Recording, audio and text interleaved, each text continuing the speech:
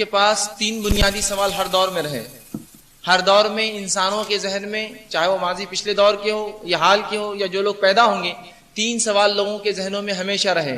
پہلا سوال تو یہ، ہم کہاں سے آئے ہیں، ہم کہاں سے آئے، بنیادی سوال. دوسرا سوال یہ کہ ہم کس لیے آئے ہیں، دنیا میں بھیجے جانے کا مقصد کیا ہے. اور تیسرا بنیادی سوال یہ ہے ہمیں جانا کہاں ہے. اور دنیا کے بہت سے ادیان یا مذاہب اس کا جواب دینے کی بہت ممکن کوشش کرتے ہیں، لیکن شریعت اسلامیہ نے جتنا واضح اور بہترین جواب ان تینوں سوالات کا دیا ہے، جو ایک ہر انسان کے ذہن کو جا کر ٹکراتے ہیں اور بار بار اسے سوچنے پر مجبور کرتے ہیں، میں کہاں سے آیا ہوں، میرا آنے کا مقصد کیا ہے اور مجھے کہاں جانا ہے. آج کا میرا عنوان تیسرے سوال کے تعلق سے ہے، لیکن پہلے دو کے جواب بھی میں دیتا ہوں. آج کے جو عنوان کی طرف جو تفصیلی بات گفتگو کروں. پہلی چیز تو ہم کہاں سے آئے ہیں. شریعت اسلامیہ نے اس کا جواب دیا کہ ہماری تخلیق جنت میں ہوئی اور ہم وہاں سے اس دنیا میں بھیجے گئے ہیں. اور یہ بات قرآن کے مختلف ابواب یا مختلف صورتیں آپ جب پڑھیں گے اس میں آپ کو مل جائیں گی. دوسرا سوال کہ ہم یہاں کیوں آئے ہیں، تو اللہ رب العزت نے سورہ زاریات سورہ نمبر 51 آیت میں 56 میں اس کی فرمایا وما خلقت الجن والانس الا ليعبدون، کہ ہم نے جنوں کو اور انسانوں کو صرف خالص اپنی عبادت کے لیے پیدا کیا. تو آنے کا مقصد بھی شریعت نے واضح کیا. ہمارے آنے اور بھیج جانے کا مقصد ہے اللہ کی اطاعت، اس کی بندگی، اس کی فرمانبرداری اور اس کی اطاعت اور اس کی عبادت. یہی ہمارے پیدائش کا مقصد ہے. اسی بات کو سورہ ملک کی آیت نمبر 2 میں اللہ نے یوں وضاحت کیا خلق الموت والحیات لیبلوکم ایکم احسن عملا، کہ ہم نے موت اور زندگی کو پیدا کیا تاکہ جانے، جانچے، پرکھے تم میں کون ہے جو نیک اعمال کر کے ہمارے پاس لوٹتا ہے. تو آنے کا مقصد دنیا میں اللہ کی عبادت اور اطاعت اور نیک اعمال کرنا، اسی کی آزمائش کے لیے ہم بھیجے گئے ہیں. بلکہ اللہ نے بنیادی دو باتیں، موت اور حیات کا تذکرہ کر کے کہا کہ ہم نے موت اور زندگی کو پیدا کیا لیبلوکم ایکم احسن عملا، جانچے اور جانے تم میں کون ہے جو نیک اعمال کرتا ہے. تو دنیا میں آنے کا مقصد واضح کر دیا شریعت نے، اللہ کی عبادت اور نیکی میں جو ہے برتری، زیادہ سے زیادہ ہم نیکی کرے رب کے پاس. تیسرا سوال کہ ہمیں کہاں جانا ہے یا ہم کہاں جائیں گے. تو ظاہر سی بات ہے ہم لوٹ کر واپس اس مٹی میں جائیں گے جس سے ہماری تخلیق ہوئی. اس کے بعد ہم پھر اٹھائے جائیں گے اور مقام محشر میں جمع ہوں گے، حساب و کتاب ہوں گا. اور اس کے بعد پھر اسی مقام پر کچھ لوگ جائیں گے جہاں سے ہمارے باپ آدم کی شروعات ہوئی تھی، جنہوں نے ان کی اور ان کے بعد آنے والے انبیاء کی اتباع کی، وہ جنت میں جائیں گے اور بقیہ لوگ جہنم میں جائیں گے. اسلام نے واضح تصور ان چیزوں کا رکھ دیا. آج کا جو میرا عنوان ہے مرنے کے بعد کیا ہوگا، یہ عنوان بہرحال بہت زیادہ وسعت نہیں رکھتا.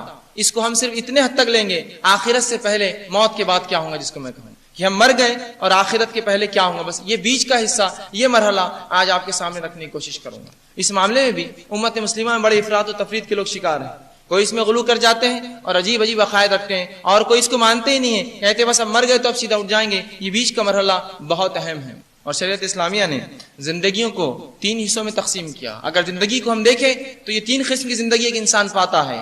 پہلی وہ زندگی جو اس دنیا میں ہم گزار رہے ہیں، دوسری وہ زندگی جو مرنے کے بعد آخرت سے پہلے ہم بیچ کا وقفہ گزاریں گے، جس کو عالم برزخ کہتے ہیں، جس کے تعلق سے سورہ مومنون کی آیت میں نے آپ کے سامنے تلاوت کری، آیت نمبر 99 اور 100.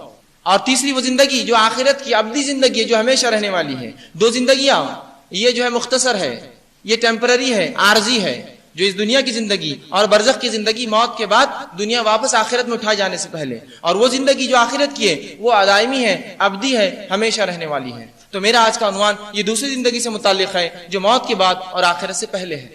آئیے جو خطبے میں نے آپ کے سامنے جو ہے 2 آیتیں اور جو ہے رسول اللہ صلی اللہ علیہ وسلم کی ابن ماجہ کی ایک حدیث کا مختصر سا آخری ایک ٹکڑا آپ کے سامنے رکھا. اللہ رب العزت قرآن میں سورہ مومنون سورہ نمبر 23 آیت نمبر 99 اور 100 میں فرماتا ہے اور کہتا ہے حتی اذا جاء احدهم الموت قال رب ارجعوا، کہ جب یوں ہوتا ہے کہ کسی شخص کے پاس موت آتی ہے، فرشتے آ جاتے ہیں اور اس کے جانے کا وقت، اس دنیا سے گزرنے کا وقت آ جاتا ہے. رب ارجعوا، جب اسے پلٹنا ہوتا ہے، اللہ رب العزت کے فرشتے آتے ہیں اور اسے جو ہے لے جانے کے لیے تیار ہوتے ہیں، تو وہ کہتا ہے موت قال رب ارجعوا، اے میرے رب مجھے مہلت دی جائے. حتی اذا جاء احدهم الموت قال رب ارجعوا، کہ جب ہمارے فرشتے آ جاتے ہیں اور ایک انسان کی جان نکالتے ہیں تو وہ التجا اور گزارش کرتا ہے قال رب ارجعوا، اے اللہ مجھے لوٹنے دیا جائے. کیوں لوٹنے دیا جائے؟ سنیے اس کی گزارش، لعلی اعمال صالحا فیما ترکت، تاکہ وہ نیک اعمال جو میں دنیا میں چھوڑ رکھا تھا وہ کر لوں. کتاب اللہ کی کتاب نے اس کی وضاحت کر دی کہ دنیا میں ہم بھیجے گئے نیک اعمال کے لیے. خلق الموت والحیات لیبلوکم ایکم احسن عملا. ہم نے موت اور زندگی کو اس لیے پیدا کیا جانے تم میں کون نیکی کرتا ہے. رب نے یہ فرمایا موت کے وقت جو انسان گزارشات التجا کرے گا, جو ریکویسٹ فرشتوں سے کرے گا اپنے رب کے پاس, وہ ایک ہی چیز کی ہوں گی, قال رب ارجعوا لعلی اعمل صالحا, اے اللہ ہمیں چھوٹ دی جائے نیک اعمال کرنے کے لیے. یہ نہیں کہیں گا وراثت بانٹنے کے لیے, لوگوں سے معافی مانگیں, نہیں, کچھ نہیں, صرف نیک اعمال کا تقاضا ہوگا. وہ کہیں گے اللہ جو نیکیاں چھوڑ کے آئے کر لوں.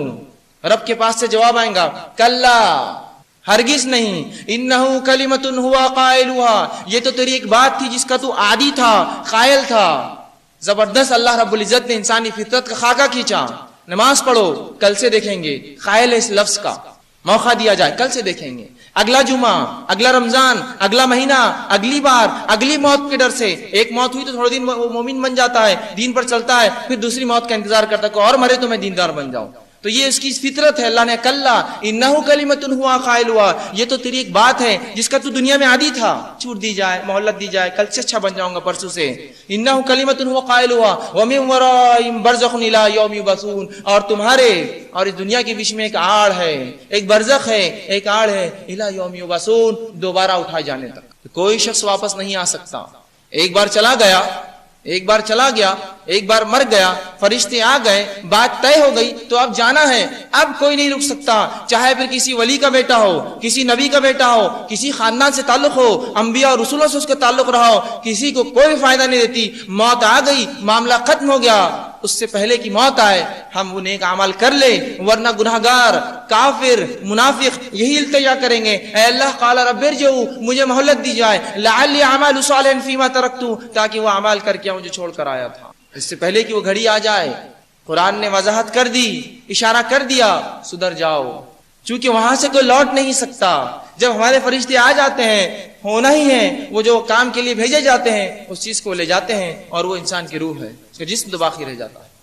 دوسری آیت جو میں نے آپ کے سامنے تلاوت کی, سورہ قاف, سورہ نمبر 50 کی آیت 19 کا ایک حصہ تھا, وجاءت سکرۃ الموت بالحق, کہ اللہ فرماتا ہے کہ موت کی سختیاں حق کو لے کر آ پہنچی. موت کی سختیاں, موت کی تکلیفیں حق کو لے کر آپ پہنچی. عالم ملائکہ دیکھ لیا, ملک الموت دکھ رہے ہیں, دیگر فرشتے دکھ رہے ہیں. اچھا تھا, نیکوکار تھا تو اچھی سے شکل و صورت کے فرشتے ہیں, برا تھا, بدکار تھا تو گندی اور گھٹیا شکل کے اور بدبودار فرشتے اس کو لینے آئے ہیں. تو عالم میں وہ چیز جو اس سے چھپی تھی کھل چکی ہے اس کے سامنے, اور وہ ہے غائب آ چکا ہے اس کے سامنے, اس نے فرشتوں کو دیکھ لیا. تو اللہ رب العزت فرماتا ہے کہ سکرات, موت کی تکلیفیں حق کو لے کر آ پہنچی. اب کوئی بھی شخص ہو, چاہے کتنا ہی کٹر جو ہے اسلام کے خلاف یا کافر رہا ہو, اب وہ بھی تیار ہے اسلام کے لیے, وہ بھی تیار ہے بات ماننے کے لیے, وہ بھی التجا کر رہا ہے. قال رب ارجعوا, اے اللہ مجھے مہلت دی جائے. مہلت نہیں دی جائیں گی, ایک ہی چانس ہے, یاد رکھیے زندگی ایک زندگی ہے, اسی میں سب کچھ کر کے بتانا ہے. دوسری بار جو ہے واپس آنے کا موقع نہیں دیا جائے گا. دنیا کے امتحانات میں فیل ہونے کے باوجود ہم پھر امتحانات دے سکتے ہیں. یہ امتحان صرف ایک بار دیا گیا, یہ زندگی ایک بار دی گئی, ایک بار ختم ہو جائیں گی, معاملہ ختم ہوا, اب اس کے بعد کوئی لوٹنا نہیں. آگے ایک حدیث میں نے آپ کے سامنے تلاوت کی, ابن ماجہ کی یہ روایت ہے. صحابی رسول فرماتے ہیں اللہ کے رسول صلی اللہ علیہ وسلم ہمارے ساتھ کسی کے انتقال میں تشریف فرماتے چلے تھے. آپ صلی اللہ علیہ وسلم خبر کے بازو بیٹھے تھے اور خبر کو دیکھ رہے تھے, اور رسول اللہ صلی اللہ علیہ وسلم کی دونوں آنکھوں سے زار و خطر آنسو جاری تھے, حتیٰ کہ داڑھی سے نکل کر نیچے کی مٹی گیلی ہو گئی. رسول اللہ صلی اللہ علیہ وسلم کی آنکھوں سے جو ہے آنسو جاری تھے, حتیٰ کہ نیچے کی مٹی گیلی ہو گئی, اور رسول اللہ صلی اللہ علیہ وسلم نے ہمیں ہمارے طرف اشارہ کیا. ہم نے اللہ کے رسول کی طرف دیکھا اور آپ نے فرمایا یا اخوانی, اے میرے بھائیو, لمثل ھذا فاعدوا, اس جیسی چیز کے لیے تیاری کر لو. رسول اللہ صلی اللہ علیہ وسلم نے وضاحت کر دی, ہولناکیاں بتا دی, وہ خوف کا منظر بتا دیا کہ اے لوگو, اے میرے بھائیوں, اس چیز کی پہلے سے تیاری کرو. لمثل ھذا فاعدوا, اس میں جانے سے پہلے اس کی تیاری کر لو.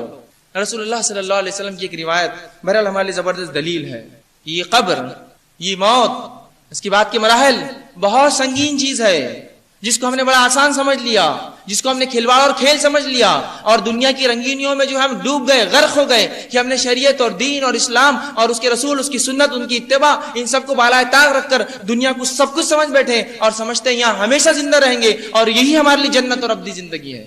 جبکہ رسول اللہ نے وضاحت کر دی, اس جیسی چیز سے ڈرو, اس جیسی چیز سے ڈرو. لمثل ھذا فاعدوا, کہ اللہ کے رسول فرما رہے اے میرے بھائیو, اس جیسی تگا کے لیے تیاری کر لو, اس کے لیے تیاری کر لو پہلے. اور رسول اللہ صلی اللہ علیہ وسلم نے ایسے شخص کو عقل مند کہا جو موت سے پہلے اس کی تیاری کر لے.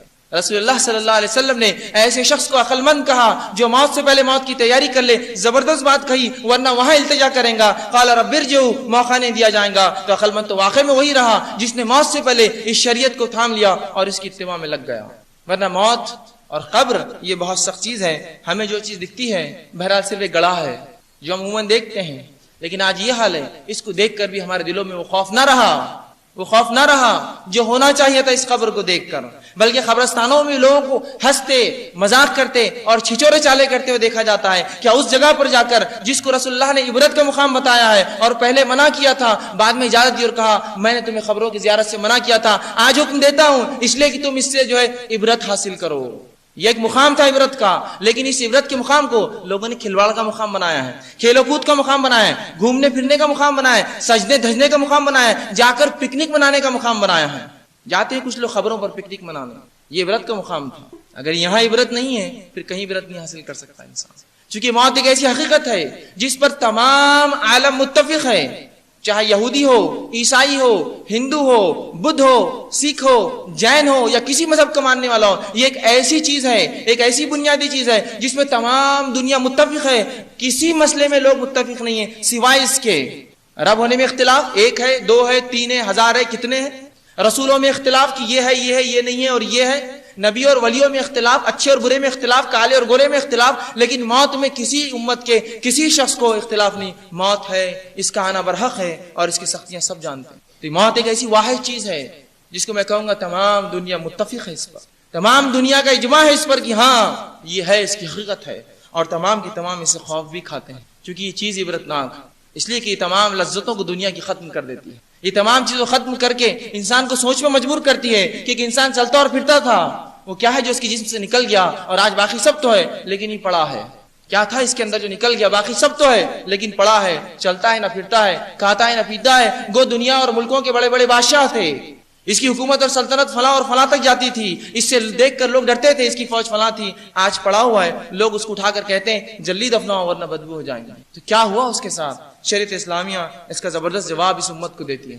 افسوس اس امت نے اس جواب کو خود بھی بھلا دیا اور اقوام عالم تک پہنچانا تو دور، خود بھی اس سے عمل چھوڑ دیا. آئیے آج میں مختصر سے اس وقت میں آپ کے سامنے چند باتیں رکھنے کی کوشش کروں گا. سب سے پہلی چیز، موت کی ہولناکیاں کیا. موت ہے کیا؟ موت کیا چیز ہے؟ اس کی حقیقت کیا ہے جس کو ہم نے بڑا آسان سمجھ لیا؟ لوگ زبانوں سے کہتے ہیں میں موت سے نہیں ڈرتا. ہاں، وہ لوگ جو پاگل ہوتے ہیں وہ کسی سے نہیں ڈرتے ہیں، اس لیے کہ موت وہ چیز ہے جس کی سختی اور ہولناکیاں یہ تھی کہ رسول اللہ صلی اللہ علیہ وسلم رو پڑتے اس پر. صحابہ کی آنکھوں سے زار و خطر آنسو نکلتے، چونکہ وہ ڈرتے اس سے، اس لیے کہ یہ تمام اعمال کو بند کر دیتی ہے. اب جو ہوا بس اسی پہ ہو گیا، اسی پہ نتائج ہوتا ہے. تو یہ ڈرتے تھے موت سے. یہ ڈرتے تھے موت سے اس لیے نہیں ڈرتے تھے کہ ان کو رب سے نہیں ملنا ہے، یہ ڈرتے اس لیے تھے کہ کیا ہم نے تیاری کی اس جیسی چیز کے لیے، کیا رب کے پاس منہ لے جائیں گے اس کے بعد. گو موت خود ایک زندگی کا جو ہے دروازہ ہے، وہ ایک نئی زندگی میں دروازہ کھولتی ہے، لیکن اس کی سختی اپنی جگہ ہے. آئیے رسول اللہ صلی اللہ علیہ وسلم کی زندگی سے اور صحابہ کے اقوال اور ان کے حالات سے دیکھتے ہیں موت ہے کیا چیز، اس کی ہولناکیاں اور سختیاں کیا ہے. آئیے آپ کو سامنے رکھتا ہوں اللہ رب العزت قرآن میں جس طرح سورہ نون کی آیت نمبر 19 میں نے تلاوت کی، وجاءت سکرۃ الموت بالحق، کہ موت کی سختیاں حق کو لے کر آ پہنچی. تو اس آیت میں بھی اللہ رب العزت نے موت کی سختیوں کا لفظ استعمال کیا، سکرات کا لفظ استعمال کیا. تو موت آسان چیز نہیں ہے، اس کی بڑی سختیاں ہیں، یاد رکھیے، بڑی سختی اور ہولناکیاں ہیں اس کی.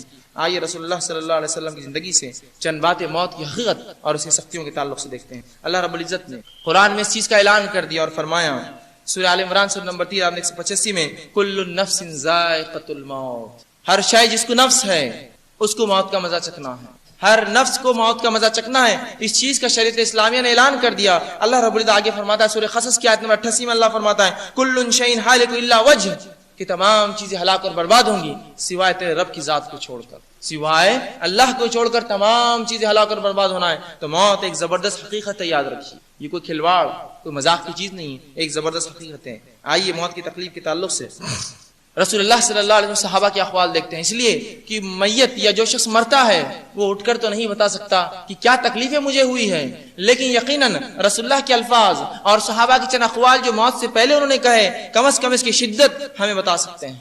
یقیناً مردہ اٹھ کر تو نہیں کہتا ہے کیا ہوا، اگر کہہ دیتا تو یقیناً ہمارا ہنسنا بند ہو جاتا اور ہم جو ہے زیادہ جو ہے دنیا کو چھوڑ کر جو ہے دین میں لگ جاتے اور اللہ کی طرف لگ جاتے، اس لیے کہ موت ہے ہی ایسی ہولناک چیز، ہے ہی ایسی سخت چیز۔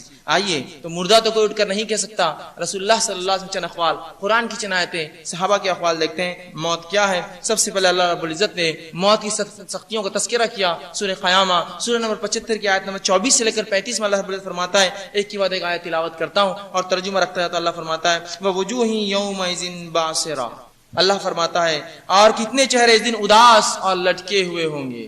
قیامت کا تذکرہ ہو رہا ہے، قیامت کا تذکرہ ہو رہا ہے کہ اس دن بہت سے چہرے اداس اور لٹکے ہوئے ہوں گے۔ اللہ فرما رہا ہے تَظَنُّ أَن يَفْعَلَ بِهَا فَاقِرَةٌ، اور آگے فرماتا ہے اللہ رب العزت سمجھ گئے ہوں گے کہ ان کے ساتھ جو ہے کمر توڑ معاملہ کیا جائے گا۔ وہ سمجھ جائیں گے، کچھ چہرے لٹکے ہوئے ہوں گے اور سمجھ جائیں گے ان کے ساتھ آج بہت سخت معاملہ کیا جائے گا۔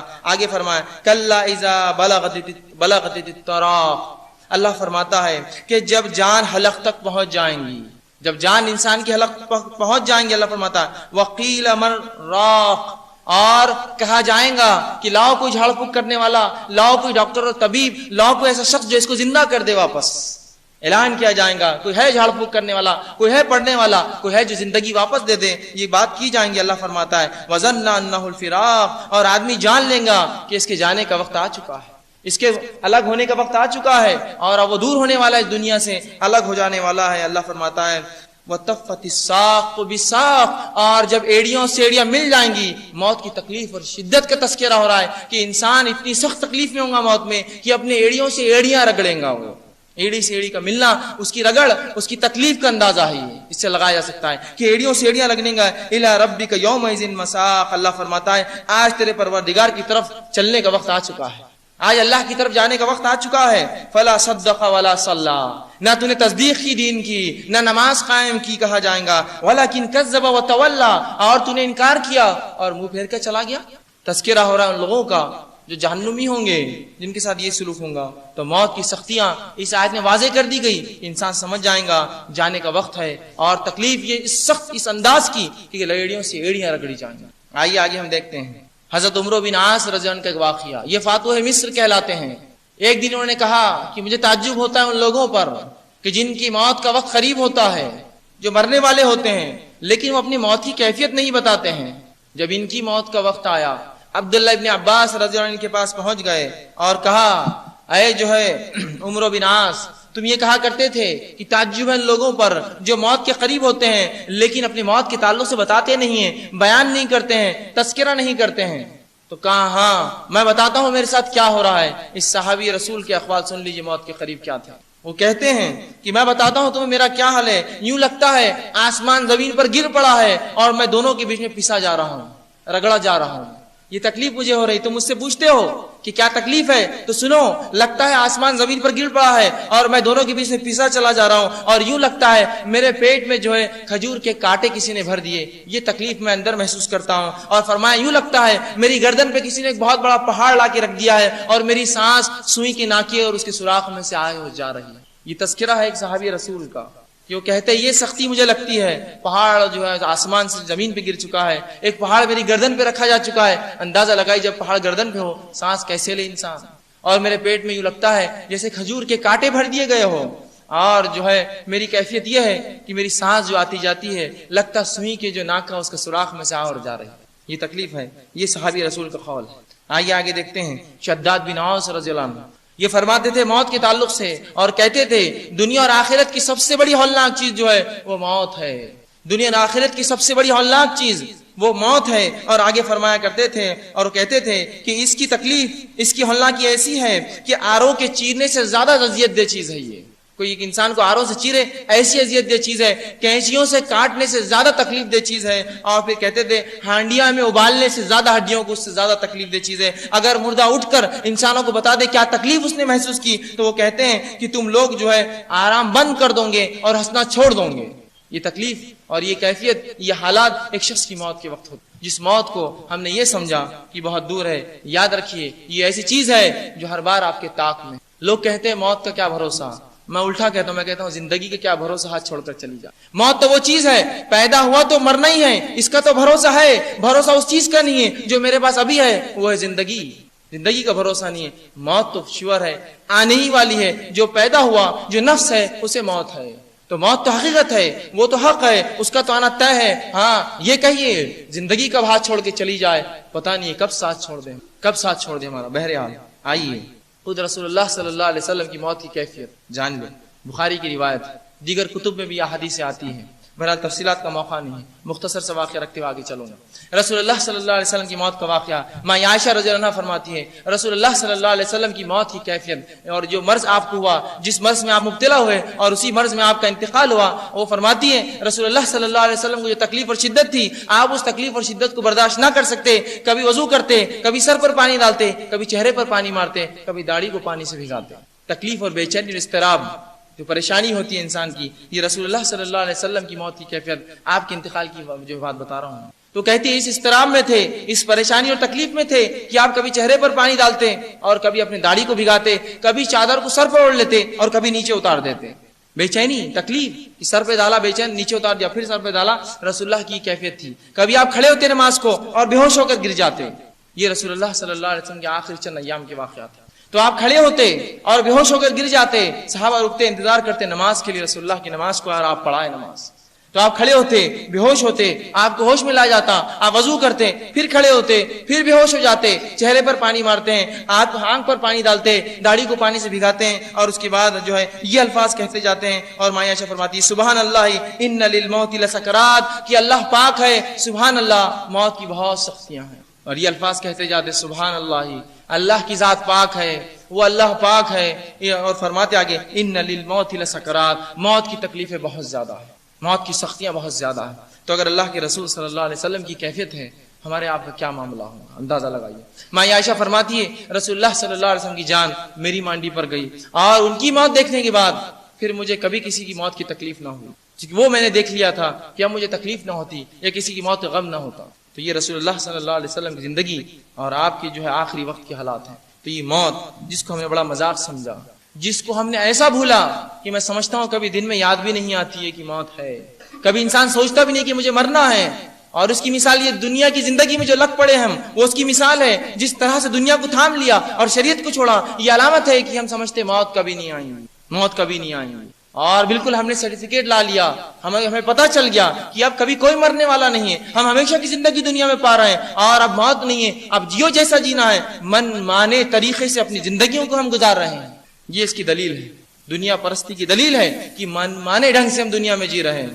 آج ہماری زندگی کا ہر شعبہ اللہ کی دین اور شریعت سے خالی ہے, افسوس کے ساتھ کہہ رہا ہوں. آئیے آگے ہم دیکھتے ہیں موت کی بعد خبر کی کیا ہولناک کیا ہے. یہ تو موت کی حالت تھی, آئیے موت کے بعد خبر کی ہولناک کیا. آئیے دیکھتے ہیں اللہ کے رسول صلی اللہ علیہ وسلم کا واقعہ. رسول اللہ صلی اللہ علیہ وسلم ترمذی کی روایت فرماتے ہیں کہ میں نے قبر سے زیادہ سخت گھبراہٹ والی جگہ اور کوئی نہ دیکھی. میں نے قبر سے زیادہ گھبراہٹ والی جگہ کوئی نہ دیکھی. اور کیوں نہ ہو وہ گھبراہٹ والی جگہ, اس لیے کہ مٹی کا گھروندا ہے, اوپر بھی مٹی ہے, نیچے بھی مٹی ہے, آزو اور بازو مٹی ہے, اور اس کے چونٹیاں اور کیڑے اور مکوڑے اور سانپ اور بچھو اور گندی چیزوں کی جگہ ہے. ہر طرف یہی ہے, اور مٹی کا گھروندا ہے, اور ہم سب جانتے ہیں مٹی کیا ہوتی ہے. رسول اللہ فرماتے ہیں کہ میں نے قبر سے زیادہ سخت جگہ, ہولناک جگہ, ڈراؤنی جگہ اور کوئی نہیں دیکھی. اسی طرح جو ہے قبر ایک بہت سخت جگہ یاد رکھیے, اس لیے کہ اس میں نہ کوئی بلب ہوگا, نہ کوئی لائٹ ہوں گی. اندازہ لگائیے اگر اس ہال میں ہم بیٹھے ہیں اور اچانک روشنی بجلی چلی جائے, کیا حالت ہماری ہوں گی, اور اس پر خواتین کی کیا حالت ہوں گی جب بجلی چلی جائے. اندازہ لگائیے یہاں تو ہزاروں لوگ بیٹھے ہیں, وہاں صرف میں فرد واحد اکیلا پڑا ہوں اپنی قبر میں, اور اس پر وہ ہولناک فرشتے میرے سامنے کھڑے ہوں گے. کوئی گز لے کر کھڑا ہے تو کوئی سوال و جواب کرتا ہے مجھ سے, کوئی اٹھا کر بٹھاتا ہے. کیا حالت ہوں گی کہ ایک جو چھوٹی سی جگہ میں اکیلا انسان مٹی کے نیچے دبا ہے, اور اسی کیفیت اس پہ یہ حالات گزرتے ہیں. بہت سخت جگہ ہے, بہت ہولناک جگہ ہے. اسی خبر کی فتنے کے تعلق سے اللہ کے رسول صلی اللہ علیہ وسلم, صحابی رسول عبداللہ ابن عباس فرماتے ہیں رسول اللہ صلی اللہ علیہ وسلم یہ قبر کی فتنے سے ہمیں دعائیں سکھایا کرتے بچنے کے لیے. اسی طرح جو ہے نسائی کی روایت ہے رسول اللہ صلی اللہ علیہ وسلم فرمایا تم لوگ فتنے قبر میں دجال سے زیادہ آزمائے جاؤں گے. تم لوگ قبر کے اندر ایسے فتنے ملوث کیا جاؤں گے کہ دجال سے زیادہ سخت فتنے میں تم جو ہے اپنے قبروں میں جو آزمائے جاؤں گے. اور جب یہ سنا تو صحابہ جو ہے بے ساخ اور بہت زیادہ جو ہے رو پڑے تمام کے تمام صحابہ, اس لیے کہ دجال کا فتنہ کیا ہے اگر آپ وہی جان لے, وہ سب سے بڑا فتنہ یاد رکھے دنیا کا. رسول اللہ فرماتے ہیں اس سے زیادہ تم قبروں میں آزمائے جاؤں گے.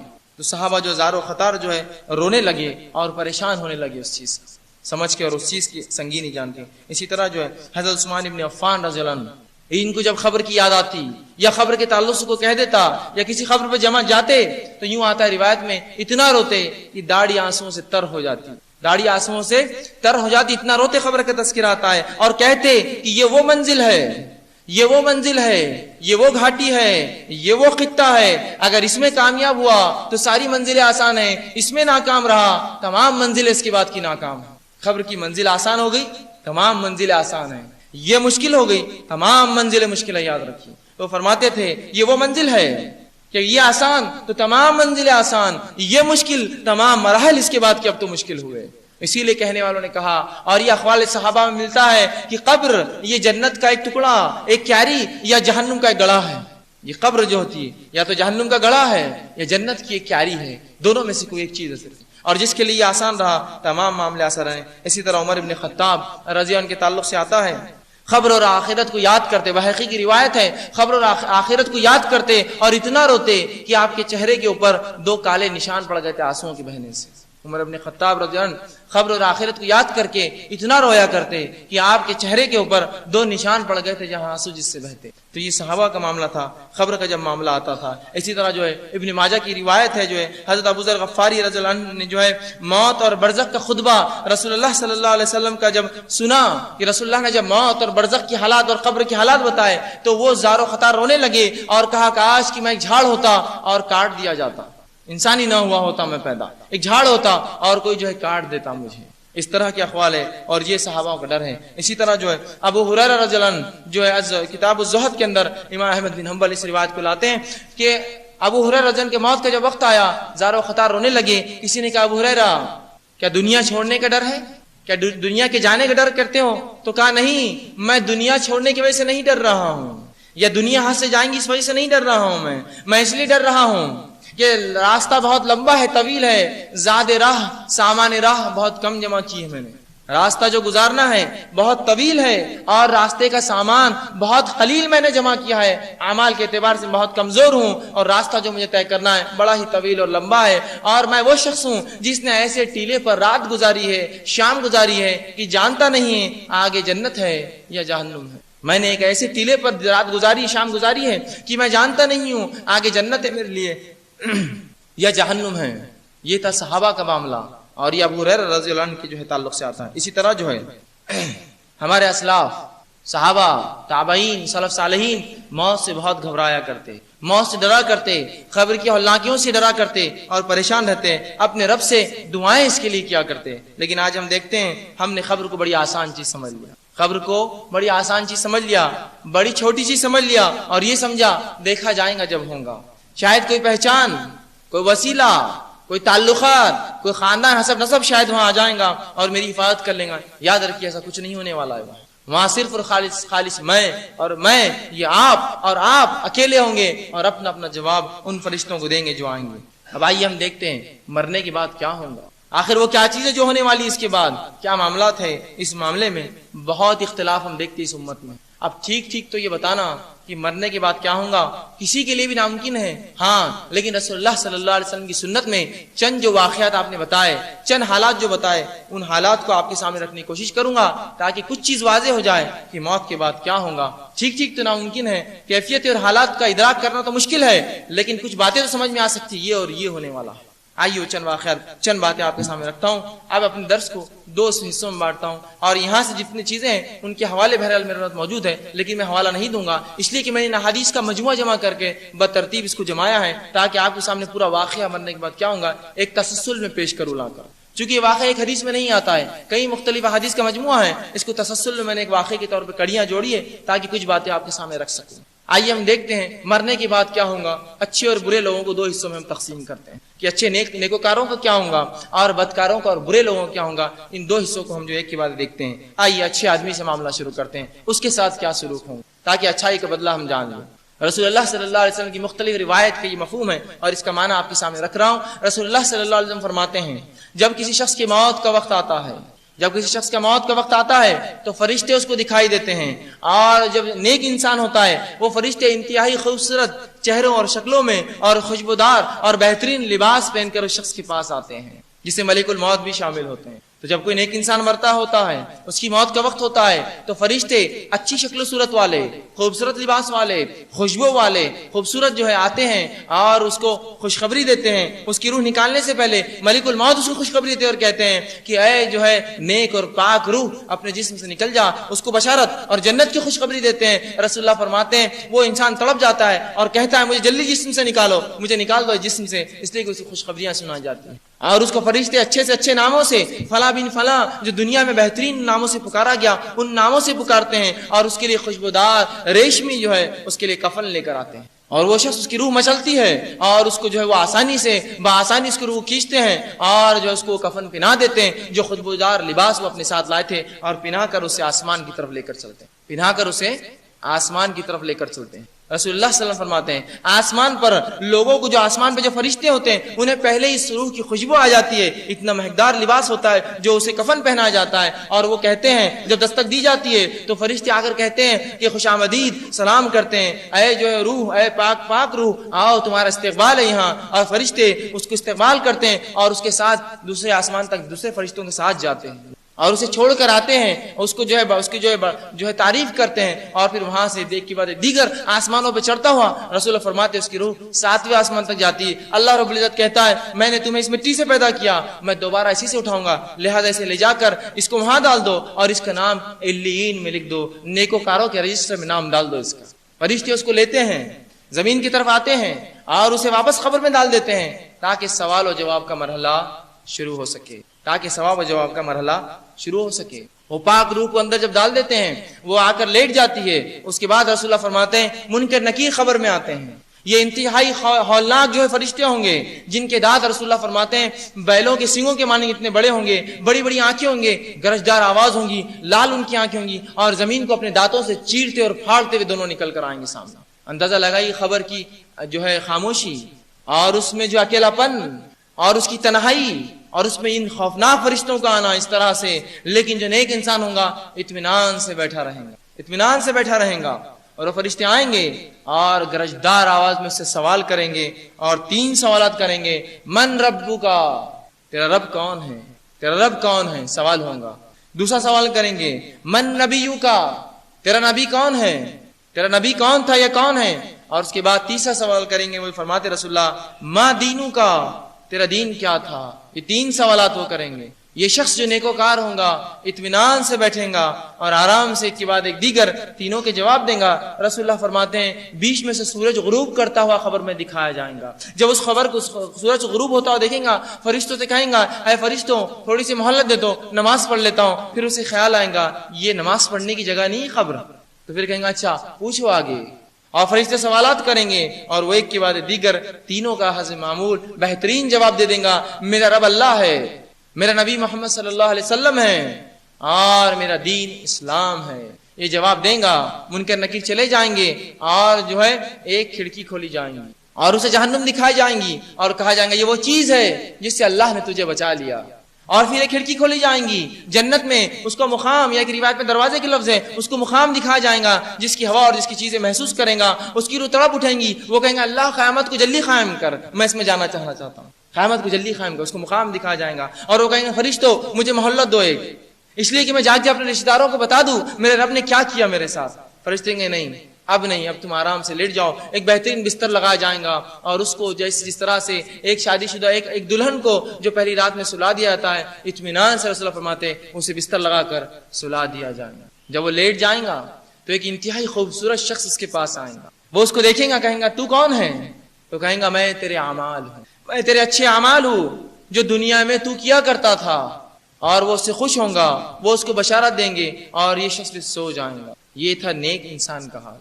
آئیے اب برے انسان کا کیا حال ہوگا، جو گناہ گار تھا، منافق تھا یا کافر تھا۔ جب برے انسان کے پاس رسول اللہ فرماتے ہیں فرشتے آتے ہیں انتہائی بدصورت شکلوں میں آتے ہیں، انتہائی بدصورت ہولناک شکلوں میں آئیں گے اور ہولناک شکلوں میں آ کر اس سے بدترین برے ناموں سے پکاریں گے جو دنیا میں برے ناموں سے پکارا جاتا تھا، اور کہیں گے کہ مغضوب روح نکل جا، اور جس میں کھینچیں گے۔ اور اسی ہولناکی کے تعلق سے رب العزت قرآن میں سورہ نازیات کی پہلی آیت میں فرماتا ہے والنازیات غرقا، کہ قسم ہے ان فرشتوں کی جو انسانوں کے جسم میں ڈوب کے روحوں کو کھینچ کر نکالتے ہیں، غوطے لگانے والے فرشتوں کی جو روح کو کھینچ کر نکالتے ہیں۔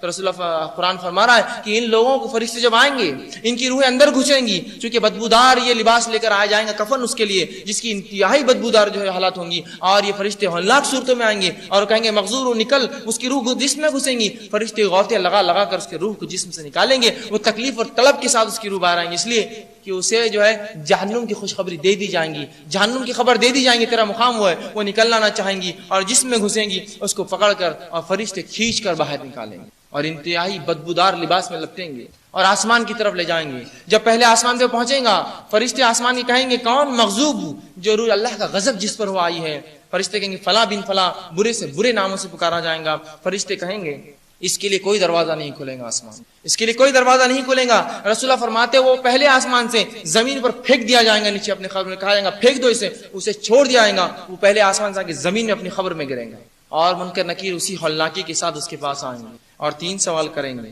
اور وہی سوال من ربو کا، تیرا رب کون تھا؟ مومن آسانی سے جواب دے دیں گا، کافر کہیں گا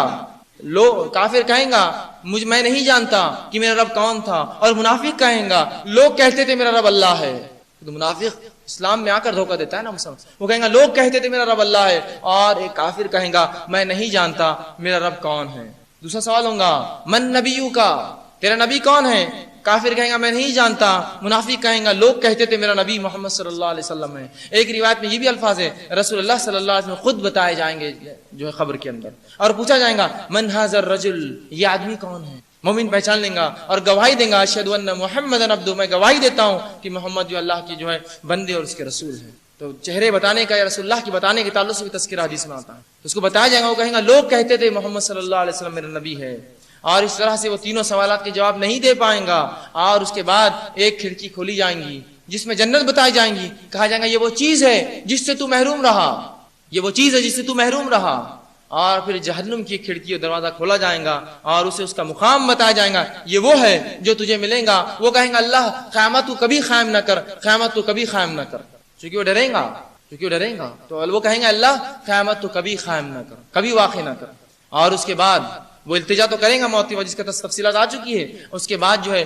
اسے ایک آنکھ کے بستر پہ لٹا دیا جائے گا اور وہ شدید تکلیف میں ہوں گا، اور رسول اللہ فرماتے ہیں پھر ایک انتہائی گھٹیا شکل میں بدترین صورت میں ایک شخص آئے گا، وہ پوچھیں گا ہے افسوس تجھ پر، تو کون ہے؟ وہ کہیں گا میں تیرے برے اعمال ہوں، آئیے جن اعمال کو ہم نے آسانی سے چھوٹا سمجھ کے چھوڑ دیا، یہ وہ ساتھی ہے جس کو رسول اللہ صلی اللہ علیہ وسلم فرماتے ہیں 3 ساتھی ہے، 3 دوست ہے۔ ایک ساتھی وہ ہے جو مرتے ہی ساتھ چھوڑ دیتا ہے، دوسرا ساتھی وہ ہے جو قبرستان تک ساتھ آتا ہے، اور تیسرا وہ ہے جو قبر میں ساتھ آئیں گا، اور رسول اللہ صلی اللہ علیہ وسلم فرماتے ہیں پہلا ساتھی وہ ہے جو مال ہے مرتے ہی چھوٹ جاتا ہے، رشتے دار جھگڑا کرتے ہیں اس پر، تماشے چلتے ہیں، مرتے ہی چھوٹتا ہے، کوئی بینک بیلنس، کوئی شیئرز، کوئی سونا اور چاندی کسی میت کے ساتھ دفنایا نہیں جاتا ہے، مرتے ہی ساتھ چھوڑتا ہے۔ اور یہ ساتھی جو سب سے بے وفا ہے، اس کے لیے سب کچھ کرتے ہیں ہم آج، سب سے بے وفا یاد رکھیے، مرتے ہی ساتھ چھوڑ دیتا ہے، مال۔ اور یہ کیسا بے وفا ساتھی ہے کہ اگر کوئی شخص مر جائے اور اگر ایک ہاتھ میں ادنا سی چاندی کی انگوٹھی بھی رہ جائے تو کوئی اس کو نکالے بغیر نہیں چھوڑتا ہے، اس لیے یہ مال ہے، کیسا چھوڑیں گے؟ وہ اب کیا کریں گے اس کے ساتھ؟ اگر کوئی قبر کے اندر مٹی ڈال رہا ہو اور اگر ایک سکہ گر جائے 5 روپے کا ہی صحیح، وہ ہوتا ہے رک جائیے پہلے نکالنے دیجئے، مال میرا جا رہا ہے۔ یہ وہ ساتھی ہے جو ساتھ نہیں آتا، یاد رکھیے۔ بلکہ مرنے کے بعد بھی کچھ لوگ جسموں پہ سے چراتے ہیں ان چیزوں کو جو لوگ پہنے ہوئے ہوتے ہیں، تو یہ مال اتنا بے وفا ہے، یاد رکھیے۔ اور اس کے لیے اسلام، شریعت، دین، اللہ، رسول سب کو ہم نے بالائے طاق رکھ دیا، یہ مال ہے نام کو، باقی سب دیکھا جائے گا حلال اور حرام، اچھا اور برا، قرآن اور شریعت جانے دیجئے، مال اصل ہے۔ یہ سب سے بے وفا ساتھی، یاد رکھیے، سب سے بے وفا ساتھی۔ دوسرا ساتھی قبرستان تک ساتھ آتا ہے، یہ رشتہ دار ہیں۔ کیا کسی رشتہ دار کو آپ نے میت کے ساتھ خود دفن ہوتے ہوئے دیکھا؟ میں بھی ساتھ چلا جاؤں گا، نہیں، کوئی نہیں آتا ہے ساتھ۔ رشتہ دار ہے جو دفنانے کے لیے قبرستان آتے ہیں، آپ کو دفنا کر نکل جاتے ہیں، یہ دوسرا ساتھی۔ اور یہ وہ ساتھی ہے جو صرف قبرستان تک آتا ہے یہ بھی بے وفا ہے، لیکن اس رشتہ دار کے لیے کیا کچھ نہیں کرتے، بیوی اور بچوں کے لیے حرام اور حلال کی تمیز چھوڑ دی، رشتہ داروں کے لیے دین کو بالا طاق رکھ دیا، دادی پھوپھی نانی چاچی چاچا ماموں دادا بول رہے تھے مت کرو، دین کو بالا طاق رکھا، ان کی بات مانی، یہی رشتہ دار تھے نا دفنا کر آ جاتے ہیں، ان کے لیے دین چھوڑتا ہے نا، ان کے لیے جو ہے احساس کمتری ملوث ہوتا ہے، فلاں یہ کہہ رہے ہیں دین اور شریعت پہ عمل نہیں کروں گا، یہ چھوڑ کے قبرستان میں ڈال کے آئیں گے، کوئی ساتھ نہیں آئیں گا سوال و جواب کے اندر، مجھے اپنے جواب دینا ہے آپ کو اپنے دینا۔ یہ ساتھی دوسرا ہے جس کے لیے ہم سب کچھ کر رہے ہیں، یہ بھی بے وفا ہے۔ تیسرا ساتھی جو سب سے وفادار ہے، جو دنیا میں ساتھ ہوں گا، قبر میں ساتھ آئیں گا، آخرت میں ساتھ آئیں گا، وہ اعمال ہے، اس کو ہم نے اپنا دشمن سمجھ لیا ہے، اس کو دشمن سمجھتے ہیں ہم اعمال کرنے کو۔ کیا لگا دیا اسلام نے ہمارے پیچھے نمازیں، اور کیا لگا دیے روزے سال میں رکھو، اور کیا زکوٰۃ مال ہم کمائیں اور دیں اسلام کے لیے، اور فلاں اور حج، یہ سب کیا ہے ہمارے پیچھے لگا دیا۔ تو یہ اعمال ہے، یہ سب سے بہترین، سب سے پیارا، سب سے اچھا ساتھی ہے، اسی کی وجہ سے وہ خوشخبریاں سنے گا، یا اسی کی وجہ سے وہ بری خبریں سنے گا، یہی جنت میں یا جہنم میں لے جانے کا سبب بنے گا۔ تو اس تیسرے ساتھی کو اپنا خاص ساتھی سمجھیے، اسپیشل فرینڈ بنا لیجیے اس کو، اس لیے کہ یہی ساتھ آنے والا ہے۔ بقیہ مال اور رشتہ دار جس کے لیے دین اور شریعت کو مکمل ہم بالائے طاق رکھتے ہیں، یہ کوئی بھی ساتھ نہیں آئے گا، کوئی بھی ہماری مدد نہیں کرے گا، کوئی بھی کسی قسم کی ہیلپ نہیں کر سکتا، یاد رکھیے کسی قسم کی جو ہے وہاں مدد بھی نہیں ملیں گی۔ آئیے اللہ رب العزت نے یہ حل نہ کیا، قرآن نے بہرحال بہت سی جگہ بتائی۔ تو یہ نیک اعمال ہے جو انسان کے ساتھ آتے ہیں، نیک اعمال ہے جو انسان کے ساتھ آتے ہیں۔ اب سوال یہ ہے، سوالات تو بڑے آسان ہیں، سوالات تو بڑے آسان ہیں، تین مختصر سے سوالات کہ من ربو کا، تیرا رب کون ہے؟ میں تو یوں کہہ دوں گا اللہ۔ من نبیو کا، اتنا سا سوال میں کہہ دوں گا محمد صلی اللہ علیہ وسلم۔ ما دینو کا، تیرا دین کیا ہے؟ دین اسلام، اتنا آسان۔ یاد رکھیے سوالات تین ہیں، مختصر سے ہے، لیکن وہی جواب دے پائیں گا جس کی زندگی اس پر گزری، جس کی زندگی اس پر گزری، جس نے دین جو اللہ کو واقع میں رب مانا، اسی سے دعائیں کی، اسی سے مشکل کشاؤں میں آواز دی، اسی سے حاجت روائی کرائی، اسی سے دستگیری کی، اسی سے اولاد مانگی، اسی سے زندگی مانگی، اسی سے تمام چیزیں اس نے کی، جس نے اس کو اپنا مانا تھا وہی کہہ سکیں گے اللہ میرا رب ہے، ورنہ دوسرے تو الگ الگ وہ کریں گے، وہ نہیں لے سکیں گے اللہ کا نام۔ جس نے واقعی میں اللہ کے لیے سب کچھ کیا وہی کہہ سکیں گا میرا رب اللہ ہے۔ جواب آسان دکھتا ہے اللہ، اتنا تو کہنا ہے، لیکن جواب منہ سے نہیں نکلے گا، وہ خبر کی اللہ کی اور فرشتوں کا وہ عالم، انسان جواب نہیں دے پائیں گا۔ اور انسان یاد رکھیے جو عمل کرتا ہے وہی کہتا ہے۔ واقعات آپ سنتے ہیں بہت سے لوگوں کی موت کا وقت آ گیا اور گانے گا رہے ہیں، کہا جا رہا ہے کلمہ پڑھو، نہیں آتا ہے۔ زندگی میں جو عمل کیا وہی ہونے والا ہے، یاد رکھیے وہی ہونے والا ہے۔ زندگی بھر گانے گائے، گانے نکلیں گے موت کے وقت۔ اور رسول اللہ فرماتے ہیں جس حالت میں انسان مرتا ہے اسی حالت میں اٹھایا جائے گا۔ نماز کی حالت میں مرا، نمازی اٹھایا جائے گا، طواف کی حالت میں مرا، طواف میں اٹھایا جائے گا، اللہ کی راہ میں مارا گیا، اسی حالت میں اٹھایا جائے گا۔ جس حالت میں مرتا ہے اس حالت میں اٹھایا جاتا ہے۔ تو جس نے واقعی میں اللہ کو رب مانا، اس کے ساتھ شریک نہیں کیا، وہی کہہ پائیں گا ربی اللہ، میرا رب اللہ، باقی نہیں کوئی۔ آسان نہیں ہے۔ دوسرا سوال من نبیو کا، تیرا نبی کون ہے؟ میں تو آسانی سے کہہ دوں محمد صلی اللہ، نہیں، یہ جواب صرف وہ دے پائیں گا جس نے واقعی میں اپنی زندگی رسول اللہ صلی اللہ علیہ وسلم کی سنت، آپ کے طریقے، آپ کی اتباع پہ گزاری ہے، وہی کہہ سکیں گے محمد رسول اللہ صلی اللہ علیہ وسلم میرے نبی ہے۔ باقی لوگوں کے منہ سے الفاظ ہی نہیں نکلیں گے، یا تو ہاں لا ادری، مجھے نہیں پتا یہ کہیں گا، یا کہیں گا لوگ کہتے تھے کہ محمد صلی اللہ علیہ وسلم میرے نبی ہے۔ الفاظ اس کے منہ سے نہیں۔ تو جس نے اپنی زندگی میں رسول اللہ کو ہادی، اپنا رہبر اور اپنا جو ہے اتباع کے لائق سمجھا، آپ کی سنت پہ عمل کیا اور تمام زندگی اسی پہ گزاری اور اسی پہ اس کا خاتمہ ہوا، تو یہی آدمی ہے جو آسانی سے کہیں گا کہ محمد صلی اللہ علیہ وسلم میرے نبی ہے، اور گواہی دیں گا اشہد ان محمد عبدہ ورسولہ، میں گواہی دیتا ہوں کہ محمد صلی اللہ علیہ وسلم اللہ کے بندے اور رسول ہے۔ باقی لوگوں کے منہ سے نہیں۔ تیسرا سوال ما دینو کا، تیرا دین کیا ہے؟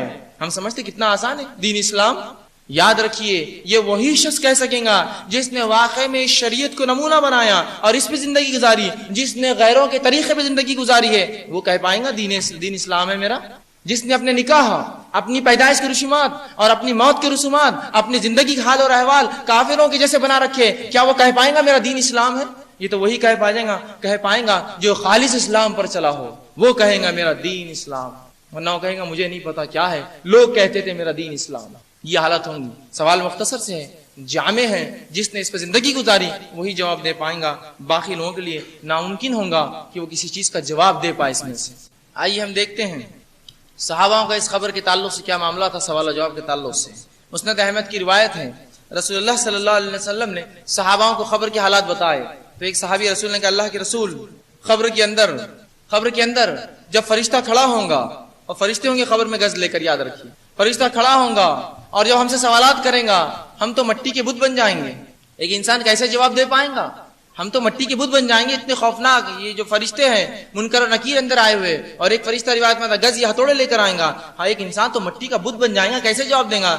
رسول اللہ صلی اللہ علیہ وسلم فرماتے ہیں کہ کلمہ توحید کی برکت سے دنیا اور آخرت کے اندر یہ اس کے قدم اللہ سبحانہ تعالیٰ جما دیں گا.